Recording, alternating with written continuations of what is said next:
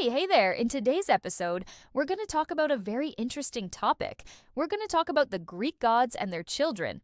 And I have a special request. If you like this kind of content, please hit that subscribe button because I really want to make more videos like this. Also, if you have any requests for future videos, please leave them down in the comments below. And without further ado, let's get started. So Zeus was the supreme leader of the Greek gods, king of the gods, if you will. He was married to Hera, goddess of women, childbearing, and marriage. They had 2 children together, Ares and Hebe. Ares was the god of war and bloodshed, and Hebe was the goddess of youth. Unfortunately for them, though, they weren't the only ones. Zeus had many children, and I mean a lot, with many different women, both goddesses and mortals. Now, some of these children were very powerful, such as Athena, the goddess of wisdom and warfare, or Apollo, the god of music, arts, light, and the sun. But today, we won't be talking about those 2. Instead, I want to focus on some of the less known or talked about children of Zeus. The first one is a minor goddess named Nemesis. Now, Nemesis was the goddess of retribution, specifically the kind of retribution that comes after someone has an excessive amount of pride or arrogance. You might think that Nemesis is a little too similar to another goddess, and you would be right. I'm actually not going to go into too much detail about her, though, because she does deserve her own full video. So, if you want me to make a video about Nemesis, let me know down in the comments below. Moving on, we have another minor goddess named Eunomia. She wasn't a very well-known goddess, but she was the personification of good order and law. This makes sense since her parents were Zeus and the Titan goddess Themis, who was the embodiment of divine law and order. But moving on from there, we have yet another minor goddess named Tyche.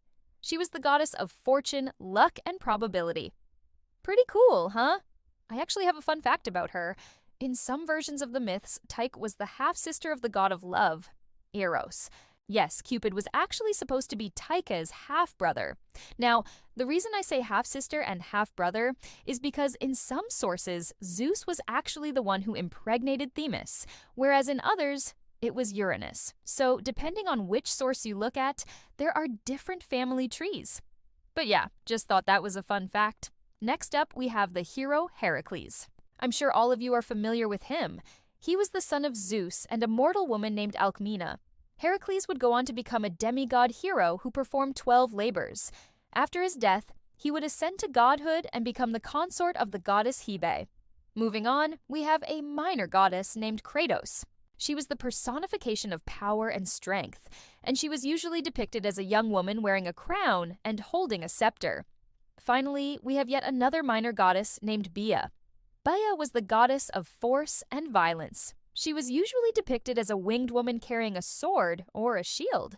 So, those are just a few of the lesser-known children of Zeus. I didn't go through all of them because, again, some of them have their own full stories that they deserve. Also, there are so many, so I couldn't fit all of them in one video. But I hope this gave you guys a little insight into just how many kids Zeus actually had.